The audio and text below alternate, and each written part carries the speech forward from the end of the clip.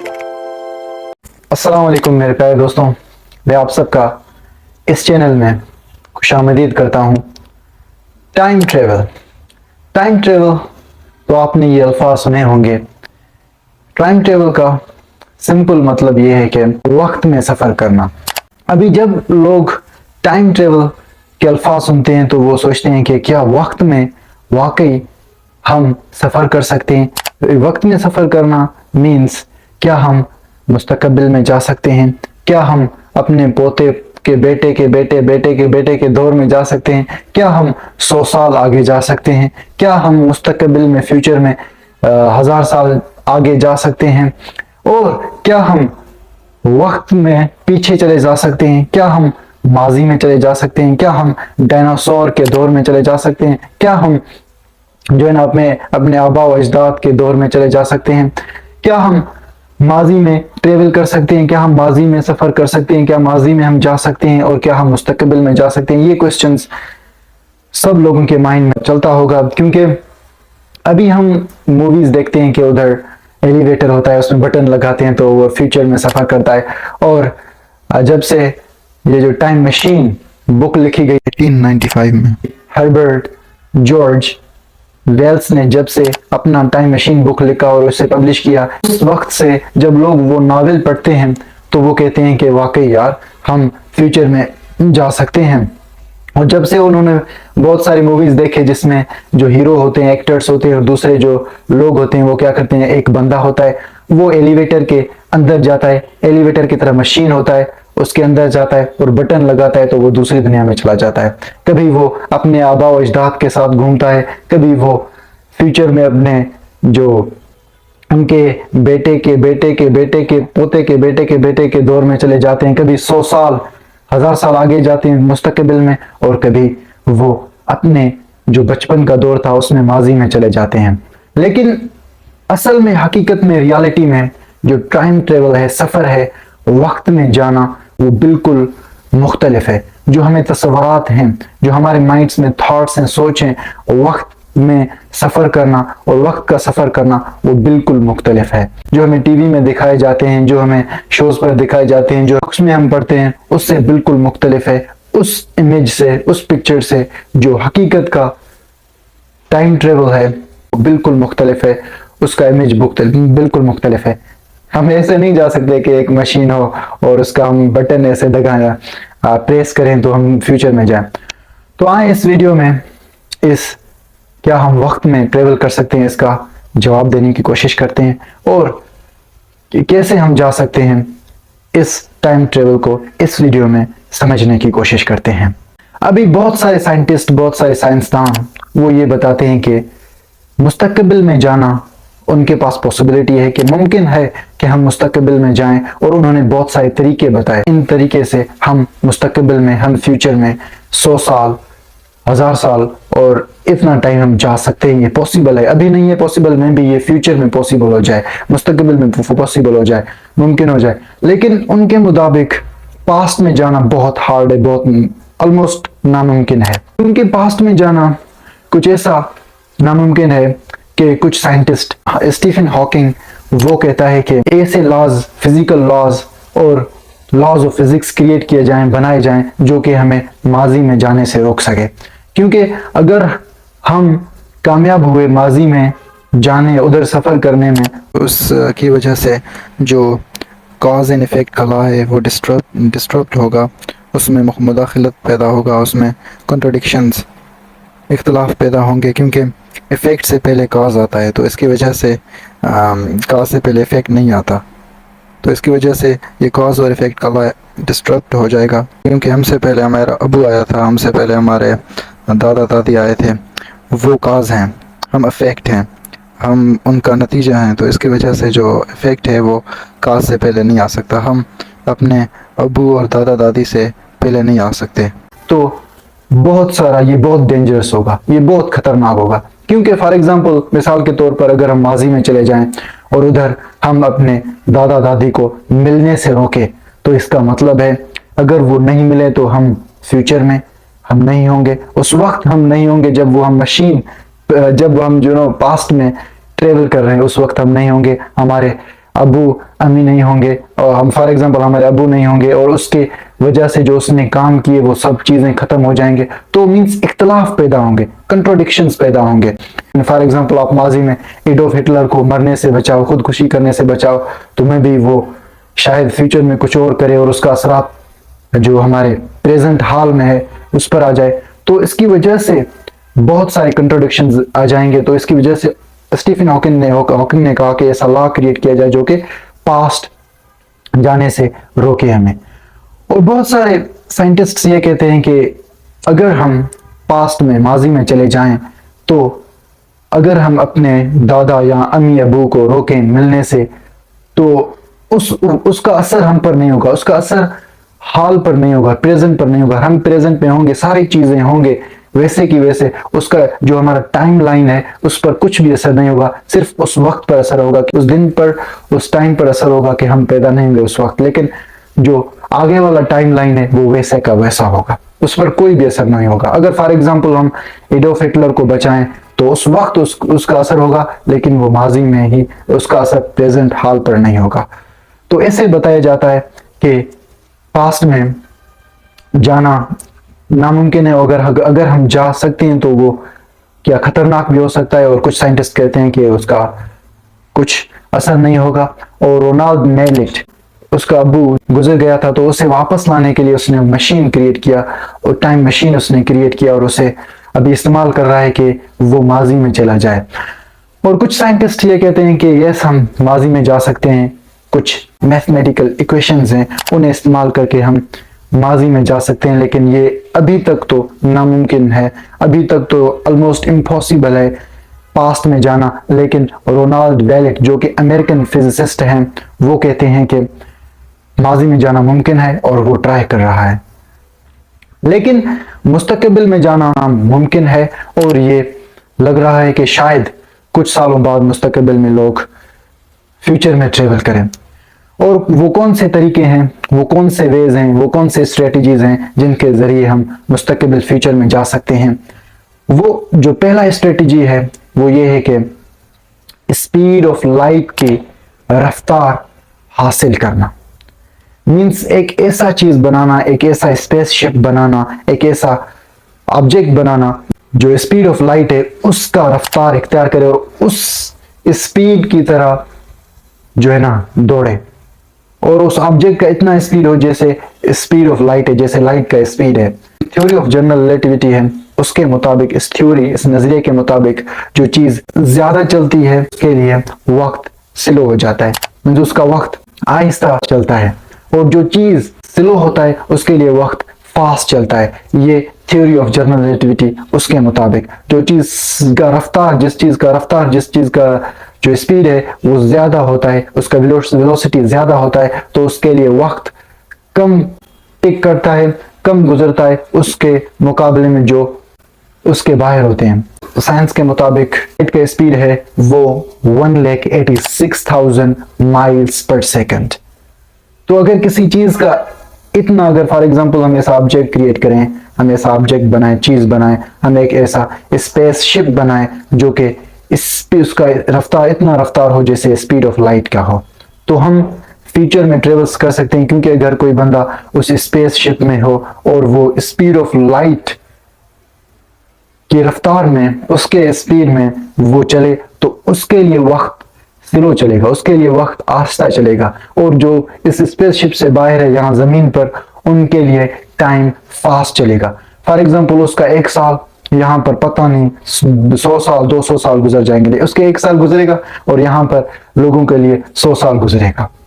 तो general relativity of theory, scientist ये कहते हैं जनरल रिलेटिविटी थ्योरी के मुताबिक, उसे इस्तेमाल करते हुए उन्होंने मिसाल भी दी, साइंटिस्ट ने मिसाल भी दी। उन्होंने एक क्लॉक यहां पर जमीन पर रखा और एक क्लॉक उन्होंने स्पेस क्राफ्ट पर, उन्होंने जो एक ऑब्जेक्ट पर, स्पेस क्राफ्ट पर उन्होंने आसमान में भेजा, और फिर उन्होंने उनको कंपैरिजन किया कि जो जमीन पर जो क्लॉक था वो तो उसका टाइम जो स्पेस पर जो क्लॉक था उससे बहुत मुख्तलिफ है, क्योंकि उसका स्पीड मुख्तलिफ था। जो क्लॉक जो स्पेस क्राफ्ट था उसके अंदर था, तो उसका टाइम मुख्तलिफ था और यहाँ पर उसका टाइम मुख्तलिफ है। और जो स्पेस में क्लॉक था उसका टाइम 2.6 टाइम्स स्लोअर था जमीन के जो क्लॉक है उसके रफ्तार से। दूसरी मिसाल भी दी उन्होंने, ये मिसाल दी कि जो आर्टिफिशियल जो चीज क्रिएट की गई है उसका स्पीड ऑलमोस्ट लाइट के स्पीड का है, उसका इतना रफ्तार है जैसे लाइट का रफ्तार है। और वो क्या है, वो प्रोटॉन है। ये प्रोटॉन साइंसदानों ने ये प्रोटॉन पैदा किया और ये प्रोटॉन का स्पीड, ये प्रोटॉन का रफ्तार जो लाइट का रफ्तार है इतना, उसका ऑलमोस्ट इतना है, लेकिन वो थोड़ा कम है, लेकिन ऑलमोस्ट इतना है। और ये जो प्रोटॉन है इस पर उन्होंने एक्सपेरिमेंट तजुर्बा किया और ये प्रोटॉन जो लार्ज हेड्रॉन कोलाइडर है, ये एक मशीन है जो कि न्यूक्लियर रिसर्च के लिए इस्तेमाल किया जाता है। इसके चौतरफ वो प्रोटॉन घूमता है और उस पर साइंसदानों ने रिसर्च की जो ये प्रोटॉन है इसका जो टाइम है, टाइम इसके लिए स्लो चलता है। इसका जो 1 सेकंड है, ये प्रोटॉन का 1 सेकंड है, वो हमारे 2,77,778 सेकंड्स है। उसका 1 सेकंड हमारे इतने सेकंड्स, मींस ये इस प्रोटॉन का 1 सेकंड हमारे 11 महीने, मींस उसके लिए इतना टाइम स्लो चलता है और हमारे लिए टाइम इतना फास्ट चलता है। और उन्होंने दूसरी भी मिसाल दी म्यून एक लेप्टॉन है और ये एक सब एटॉमिक पार्टिकल है। तो साइंटिस्ट ने क्या किया कि उन्होंने कुछ म्यून के पार्टिकल्स उधर लैब में रखे और कुछ उन्होंने स्पेस में एक्सपेरिमेंट की। तो उन्होंने देखा कि जो लैब में म्यून्स हैं वो अक्सर जो टिपिकल जो आम वक्त होता है, जिस वक्त में ये जो म्यून है वो डिके हो जाते हैं, वो सड़ जाते हैं, वो खत्म हो जाते हैं, वो है 2.2 माइक्रोसेकंड्स में वो खत्म हो जाते हैं। लेकिन उन्होंने देखा कि जो लैब में म्यून्स हैं, जो सब ऑटोमेटिक पार्टिकल्स हैं, वो 10 गुना ज्यादा तेजी से खत्म होते हैं, डीके हो जाते हैं, सड़ जाते हैं उनसे जो कि बाहर कॉस्मिक रेज के साथ स्पीड ऑफ लाइट रफ्तार में चलते हैं। उनके जो कॉस्मिक रेज हैं, जो कायनाती शुआएं हैं, उनका भी जो स्पीड है, उनका जो रफ्तार है वो ऑलमोस्ट लाइट के रफ्तार की तरह है। तो इसकी वजह से जो कॉस्मिक रेज हैं उनके साथ जब म्यून मिलता है और उसका स्पीड भी स्पीड ऑफ लाइट की तरह हो जाता है और इस रफ्तार से वो चलता है, तो वो बहुत देर डिके करता है और वो 10 टाइम्स स्लोअर डिके करता है। तो ऐसे ही साइंटिस्ट के मुताबिक, साइंसदानों के मुताबिक, हम ऐसा ऑब्जेक्ट बनाए, अभी तक तो कोई ऐसा ऑब्जेक्ट नहीं बनाया गया, अभी तक तो ऐसा कोई स्पेसशिप नहीं बनाया गया जिसका रफ्तार लाइट है ना उसकी रफ्तार की तरह हो, वो इतना दौड़े, इतना तेज चले जैसा लाइट चलता है, जैसे लाइट का स्पीड है उसका इतना स्पीड हो। तो अगर कोई बंदा उसके अंदर जाए और वो 6 महीने आसमान में, स्पेस में वो ट्रेवल करे इस स्पीड ऑफ लाइट से, और वो 6 महीना उधर लगाए और 6 महीना जाने में लगाए स्पीड ऑफ लाइट की रफ्तार से, और वो 6 महीना आने में लगाए स्पीड ऑफ लाइट की रफ्तार में, तो साइंस के मुताबिक उसका 1 सेकंड यहाँ के पता नहीं 2 साल 3 साल के बराबर होगा। उसका एक सेकंड 2 साल 3 साल के बराबर का होगा। उधर वो स्पेस में स्पीड ऑफ लाइट के रफ्तार में स्पेस में वो 1 सेकंड गुजारेगा, और यहाँ पर जो है ना लोग जमीन पर 1 या 2 साल गुजार चुके होंगे, इतने साल वो गुजार चुके होंगे, और उधर उसके लिए 1 सेकंड गुजरा होगा। जो जमीन पर लोग हैं उनके लिए वक्त तेजी से चलेगा क्योंकि उनका रफ्तार स्लो है, और जो ऊपर हैं लोग जो कि फॉर एग्जांपल जो कि स्पीड ऑफ लाइट की तरह, स्पीड ऑफ लाइट से सफर करेंगे, ट्रेवल करेंगे, चलेंगे, तो उनका रफ्तार, उनका जो टाइम है वो स्लो चलेगा। तो ऐसे ही साइंसदान कहते हैं कि हम 6 महीना उधर स्पेस में ऊपर चलते हुए स्पीड ऑफ लाइट की रफ्तार से ऊपर चलें और फिर नीचे वापस आए तो 1 साल गुजर जाएगा। तो ये 1 साल means million, thousands of years के बराबर होगा। तो जब वो 6 महीने ऊपर जाएगा, 6 महीने वो लौट कर बाद 6 महीने 1 साल के बाद वो वापस आएगा, तो वो अपने पोते के बेटों को देखेगा, मीन्स बहुत साल के बाद आएगा। उस वक्त मुख्तलिफ दुनिया होगा, मुख्तलिफ लोग होंगे। तो ऐसे ही जो पहला तरीका है वो ये है, स्पीड ऑफ लाइट, ये तेजी अपनाया जाए और फिर इस तेजी से ट्रेवल किया जाए तो हम ये फ्यूचर में, मुस्तकबिल में ट्रेवल कर सकते हैं, उसमें सफर कर सकते हैं। और दूसरा जो तरीका बताया साइंटिस्ट ने वो ये कि दूसरा हम ग्रेविटी को इस्तेमाल करके फ्यूचर में ट्रेवल कर सकते हैं। दूसरा ग्रेविटी के जरिए, फॉर एग्जांपल कैसे हम ग्रेविटी के जरिए ट्रेवल कर सकते हैं। अल्बर्ट आइंस्टाइन का थ्योरी ऑफ जनरल रिलेटिविटी है, उसे उसके मुताबिक the stronger is the gravity, the slower is the time, कि अगर ग्रेविटी बहुत ज्यादा होता है तो टाइम स्लो होता है, ग्रेविटी टाइम को स्लो करता है अल्बर्ट आइंस्टाइन के मुताबिक। मिसाल के तौर पर हम किसी एक ऐसे जगह पर जाएं जहां पर ग्रेविटी बहुत ज्यादा हो और वहां पर हम जाएं तो वहां पर देखेंगे कि हमारे लिए टाइम स्लो हो जाता है, हमारा जो टाइम है वो स्लो गुजरता है, आहिस्ता आहिस्ता गुजरता है उन लोगों के मुकाबले में जो कि उस जगह पर हैं जिधर ग्रेविटी बहुत कम है। अल्बर्ट आइंस्टाइन के मुताबिक जो हमारे पैर हैं वो स्लो, उसके लिए टाइम गुजरता है, उसके लिए स्लो टाइम चलता है, हमारे जो सर है उससे, क्योंकि हम उसने कहा कि जो जमीन के सेंटर पर अगर कोई चीज हो, उसके करीब हो, तो उसके लिए वक्त आहिस्ता गुजरता है उसके मुताबिक जो कि जमीन से बहुत दूर हो, क्योंकि जो जमीन के करीब होता है उस पर ज्यादा ग्रेविटी होता है, जमीन पर उस पर ज्यादा ग्रेविटी अफेक्ट करता है जमीन का, तो उसकी वजह से उसका टाइम स्लो चलता है। तो ऐसे ही साइंसदानों ने ये एक्सपेरिमेंट भी की थी। उन्होंने क्या किया था कि 2 क्लॉक्स उन्होंने दीवार पर लगाया, एक नीचे दीवार पर लगाया जो कि जमीन के करीब था और एक दूसरे क्लॉक के 33 सेंटीमीटर ऊपर लगाया। मींस एक यहां पर जमीन के इधर लगाया और एक इधर 33 सेंटीमीटर ऊपर लगाया। तो उन्होंने देखा कि जो ऊपर वाला है उसका टाइम तेजी से चलता है। मैंने ये एक्सपेरिमेंट तजर्बा नहीं की, लेकिन साइंटिस्ट के मुताबिक, और जो नीचे वाला क्लॉक है उसके लिए वक्त आहिस्ता चलता है और उसका वक्त वो आहिस्ता टिकिंग करता है उस क्लॉक से जो ऊपर है, क्योंकि जो नीचे वाला क्लॉक है उस पर ज्यादा ग्रेविटी है जमीन का, क्योंकि वो जमीन के करीब है। तो ऐसे ही साइंटिस्ट ने कहा कि हम अपने वक्त को स्लो आहिस्ता कर सकते हैं ग्रेविटी के जरिए, ग्रेविटी को इस्तेमाल करते हुए। फॉर एग्जांपल उन्होंने मिसाल दी कि हम ऐसा ऑब्जेक्ट बनाएं, ऐसा चीज बनाएं जो कि हमें ब्लैक होल की जो ग्रेविटी है उधर हमें लेके जाए, और अगर हम उधर ब्लैक होल में कुछ वक्त गुजारें, फॉर एग्जांपल 1-2 महीने गुजारें, तो यहाँ के 100 साल 200 साल बहुत ज्यादा बन जाएंगे, मीन्स thousands years यहाँ जमीन के बन जाएंगे, क्योंकि वहां पर जो ग्रेविटी है ब्लैक होल का, वो स्पीड ऑफ लाइट भी उधर नहीं बच सकता, उसका 1 ट्रिलियन हमारे जो ग्रेविटी है जमीन का उससे ज्यादा है, 1.3 इतना ज्यादा है उसका।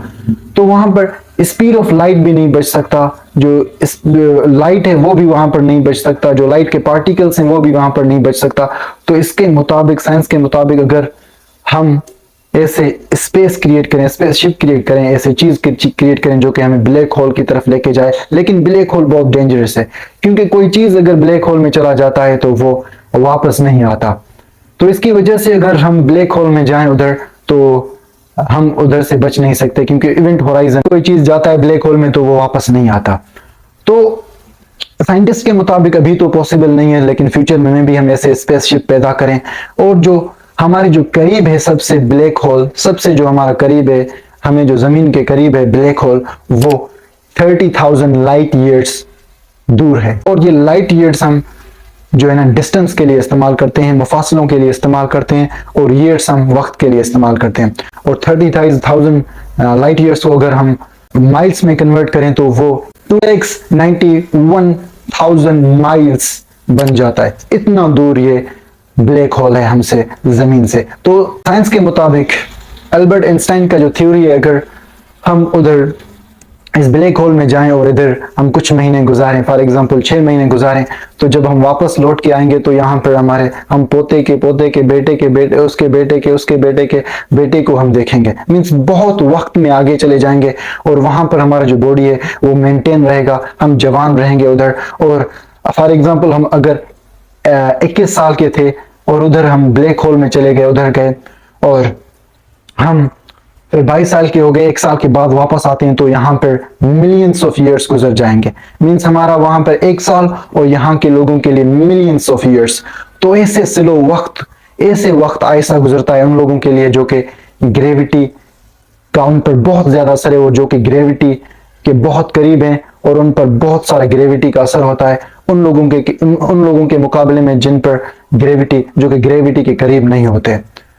तो दूसरा क्या है, हम ग्रेविटी को इस्तेमाल करके हम फ्यूचर मुस्तकबिल में जा सकते हैं, क्योंकि हम वहां पर 1 महीना गुजारे, यहाँ पर 100 साल बन जाते हैं। तो 1 महीना उधर ब्लैक होल में और उस प्लैनेट्स में जो कि ब्लैक होल के करीब है उधर गुजारें और वापस आए तो हम यहाँ पर अपने पोते के दौर में आ जाएंगे। तो ऐसे हम फ्यूचर में ट्रेवल कर सकते हैं। और इस प्रोसेस को टाइम डिलेशन कहा जाता है। टाइम डिलेशन का मतलब ये है कि टाइम को आहिस्ता करना या टाइम को रोकना। और तीसरा जो चीज है वार्म होल्स। वार्म होल्स ये क्या है? ये वार्म होल्स ये सिर्फ थ्योरीज है, मैं ये आपको चीजें बता रहा हूँ, ये थ्योरीज हैं। तो स्टीफन हॉकिंग उसके मुताबिक ये वार्म होल ये सुराख होते हैं, वार्म होल्स ये सुराख हो सकते हैं। आप ये देख सकते हो स्क्रीन पर, मोबाइल के इस वीडियो में देख सकते हो, ऐसे सुराख होते हैं, ये पैसेज होते हैं। जैसे आप टनल देखते हो, टनल जब आप अपने गाड़ी टनल में एक टनल के सुराख से आप जाते हो, एक टनल के जो उसका मुंह होता है, एक टनल का जो जगह पैसेज होता है, उस जगह से आप अंदर जाते हो और फिर दूसरे सुराख से निकलते हो, दूसरे होल से निकलते हो। तो ऐसे ही जो स्टीफन हॉकिंग है उसके मुताबिक ये वार्म होल्स हैं, ये वार्म होल्स पैसेज की तरह होते हैं। फॉर एग्जांपल ये होल होते हैं, ये सुराख होते हैं, ब्रिज होते हैं, टनल होते हैं। मिसाल के तौर पर ऐसे होते हैं, ये एक टनल यहां पर है और एक टनल यहां पर है, तो इनके बीच में क्या स्पेस है? फॉर एग्जांपल एक टनल यहां पर, एक टनल यहां पर, इनके बीच में स्पेस है यहाँ पर। ओके, ये फॉर एग्जांपल फ्यूचर है, ये प्रेजेंट है, ये एक होल है, ये एक यहाँ जाने का पैसेज है और यहाँ पर यहाँ ऊपर आने का पैसेज है। तो ये डिस्टेंस है, इन दोनों के जो सुराख है इन दोनों के बीच में डिस्टेंस है, पॉइंट है। तो इस डिस्टेंस को कवर करने में बहुत लाइट ईयर्स लगेंगे, बहुत साल लगेंगे फ्यूचर में जाने के लिए इधर से इधर तक, और ये ऑलमोस्ट इम्पॉसिबल है। तो स्टीफन हॉकिंग के मुताबिक, साइंटिस्ट्स के मुताबिक कि ये जो वार्म होल्स हैं ये ऑलमोस्ट इनविजिबल हैं, लेकिन स्टीफन हॉकिंग कहता है कि अगर इन पर फोकस किया जाए, इन पर इस पर इनको देखा जाए, गौर फिक्र किया जाए तो ये विजिबल हैं, ये दिखाई देते हैं आसमान में, स्पेस में। तो अगर इनको कैप्चर किया जाए, इनको पकड़ा जाए और इनको इनके अंदर अगर इस पैसेज से हम प्रेजेंट से फ्यूचर में जा सकते हैं, फिर यहाँ पर अगर इस होल से हम जाएं तो उस होल से हम निकलेंगे। लेकिन ये जो वार्म्स होल्स होते हैं ये बिल्कुल छोटे होते हैं। तो इसकी वजह से स्टीफन हॉकिंग के मुताबिक इनको हमें, इसका जो साइज है वो हमें बड़ा करना होगा ताकि इसमें ह्यूमन बींग्स, इंसान जा सके। लेकिन इसके लिए बहुत सारा एनर्जी हमें चाहिए, इसके लिए बहुत सारा पावर, ताकत चाहिए, बहुत सारा एनर्जी चाहिए, बहुत सारा पावर चाहिए और ऐसे टेक्नोलॉजी चाहिए जो हमारे पास अभी तक नहीं है। तो फ्यूचर में भी शायद ये पॉसिबल हो, ये मुमकिन हो। तो इस पैसेज, इस वार्म होल्स के जरिए हम फ्यूचर में जा सकते हैं, मुस्तकबिल में जा सकते हैं, क्योंकि यहाँ पर एक प्रेजेंट है, ये फ्यूचर है। तो इस होल से हम जाएंगे और फ्यूचर में निकलेंगे। जैसे आप देखते हो टीवी में, जैसे पीके मूवी है, जब आमिर खान आता है तो एक ऐसे आप देखते हो कि आसमान में एक चीज होता है, फॉर एग्जांपल आसमान में एक चीज होता है, पैसेज होता है। और जैसे आप भीम कार्टून देखते हो उसमें पैसेज होता है, जब उसमें कोई घुस जाता है तो बिल्कुल वो दूसरी दुनिया में चला जाता है। जैसे आप पैसेज देखते हो मूवीज में, आप पीके मूवीज में और इस तरह की मूवीज में, कि वहां पर ऐसे चीज होता है आसमान में और कहीं भी वो चीज होता है और वो पैसेज होता है, वो पॉइंट होता है, एक होल होता है, उसमें कोई चला जाता है तो वो रेगिस्तान में चला जाता है, वो डायनासोर के दौर में चला जाता है, वो पता नहीं किस किस दौर में चला जाता है। तो इसके जरिए स्टीफन हॉकिंग कहते हैं कि हम फ्यूचर में जा सकते हैं। तो तीसरा क्या है? Warm holes. वार्म होल्स के जरिए हम फ्यूचर में जा सकते हैं। और जो चौथा चीज ये है कि सस्पेंडेड एनिमेशन। चौथा तरीका ये है कि हमारा जो सस्पेंडेड एनिमेशन मतलब ये है कि हमारा जो जिस्म है, हमारा जो बायोलॉजिकल फंक्शन है, हमारा जो जिस्म, फॉर एग्जांपल खाना पीना, जो हमारे सेल्स का काम करना, सेल बनना, सेल का खत्म होना, डीके होना, उनका सड़ जाना, हमारा ब्लड सर्कुलेशन और हमारा मींस जो भी बायोलॉजिकली फंक्शन है और मेटाबॉलिक फंक्शन जो सिस्टम है वो चल रहा है, उसको डीएक्टिवेट किया जाए, और हमारा जो बॉडी है ना वो मशीन में रखा जाए और उसका टेम्परेचर 13 सेंटीग्रेड ऐसा बन किया जाए। फिर हमारा जो मेटाबॉलिक फंक्शन है वो फ्यूचर में वो एक्टिवेट किया जाए, फिर से उसको एक्टिवेट किया जाए। फॉर एग्जांपल हमको मशीन में रखा जाए, वहां पर हमारा जो खाने पीने की जरूरत ना हो, वहां पर हमें जो टॉयलेट में जाने की जरूरत ना हो, वहां पर हमें नहाने की जरूरत ना हो, वहां पर हमें कुछ चीजों की जरूरत ना हो, हमारे ब्रीथिंग चल रहा है, हमारे जो ब्लड सर्कुलेशन चल रहा है, लेकिन हमारे आंखें सब कुछ डीएक्टिवेट हैं और फ्यूचर में 100 साल के बाद 200 साल के बाद वो एक्टिवेट किए जाते हैं और हम वैसे के वैसे होते हैं। वैसे कि मैं आज 18 साल का हूं तो मुझे मशीन में रखा गया और मेरा जो मेटाबॉलिक सिस्टम है उसे डीएक्टिवेट किया गया और मेरे जो खाने पीने को डीएक्टिवेट बंद किया गया और उस मशीन में रखा गया और 100 साल के बाद मुझे एक्टिवेट किया गया, मेरा metabolic system, biological functioning activate किया गया, फिर से रीस्टार्ट किया गया, शुरू किया गया और मैं वैसे के वैसे 18 साल का हूं, लेकिन मैं फ्यूचर मुस्तकबिल में हूं, 100 साल आगे गया हूं। साइंटिस्ट के मुताबिक ऐसे हम फ्यूचर में ट्रेवल कर सकते हैं, फ्यूचर में जा सकते हैं और उन्होंने बहुत सारे एक्सपेरिमेंट्स, तजर्बे भी किए। उन्होंने जो माउस है उस पर, चूहों पर उन्होंने एक्सपेरिमेंट तजर्बे किए, लेकिन उन्होंने बड़े जो जानवर हैं, फॉर एग्जांपल पिग्स हैं, शीप है, भेड़ है, बकरियां हैं और जो पिजन कबूतर हैं उस पर एक्सपेरिमेंट की, लेकिन उनका एक्सपेरिमेंट उन पर नहीं चला। क्योंकि हम ऐसा देखते हैं कि जब जानवर सर्दी में होता है ना तो वो हाइबरनेट करते हैं।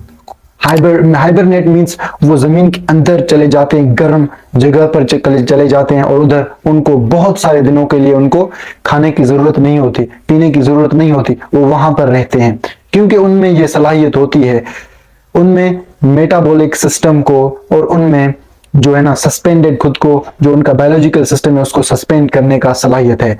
तो ये सलाहियत इंसानों में भी साइंस पैदा करने की कोशिश कर रहा है और अभी तक साइंटिस्ट ये नहीं कर पाए, लेकिन उनका कहना है कि फ्यूचर में शायद हो सके और अभी वो इस कोशिश में है कि थोड़े वक्त के लिए जो बायोलॉजिकल फंक्शनिंग है ह्यूमन बींग्स को उसको रोका जाए ताकि लोगों को हार्ट अटैक से बचाया जाए, लोगों को दूसरे बीमारियों से बचाया जाए। तो फोर्थ क्या है, जो चौथा स्ट्रेटजी तरीका क्या है, वो है मेटाबॉलिक सिस्टम और सस्पेंडेड एनिमेशन। मींस बायोलॉजिकली जो हमारे सिस्टम है, बायोलॉजिकली फंक्शनिंग है, जो खाना पीना ये सब कुछ बंद किया जाए और हमें मशीन में रखा जाए और फ्यूचर में हमारा जो बायोलॉजिकल फंक्शनिंग है उसे एक्टिवेट किया जाए। और जो पांचवा स्ट्रेटजी है, तरीका है, वो है क्रियोगेनिक।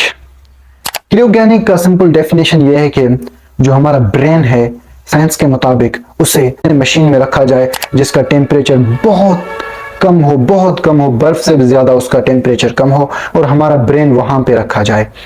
फिर उस ब्रेन को फ्यूचर में 100 साल के बाद, 200 साल के बाद उस मशीन से निकाला जाए और उसको दूसरे बॉडी में, दूसरे ब्रेन में, दूसरे बंदे के बॉडी में उसको रखा जाए तो ब्रेन हमारा वैसा ही होगा। तो हम इस जरिए भी फ्यूचर में, मुस्तकबिल में सफर कर सकते हैं, मुस्तकबिल में जा सकते हैं। ब्रेन को फिर मशीन में रखें और उसका टेम्परेचर बहुत कम हो, कम से कम बहुत कम हो, फिर उसको फ्यूचर में 100 साल के बाद, 200 साल के बाद उसको दूसरी बॉडी में फिट किया जाए, उसको दूसरे बॉडी में डाला जाए, फिर वहां पर हम जिंदा हो जाएंगे, वहां पर हमारा माइंड होगा। तो इसका मतलब हम फ्यूचर में ट्रेवल किया है हमने। तो इस जरिए से हम फ्यूचर में सफर कर सकते हैं, इस जरिए से हम फ्यूचर मुस्तकबिल में जा सकते हैं। तो आपने देखा कि फ्यूचर में ट्रेवल करना पॉसिबल है, लेकिन पास्ट में थोड़ा डिफिकल्ट है। तो शायद ऐसी टेक्नोलॉजी फ्यूचर में बन जाए जिसके जरिए हम फ्यूचर में ट्रेवल करें और जिसके जरिए हम पास्ट में जाएं। That's it all for today. Allah Hafiz.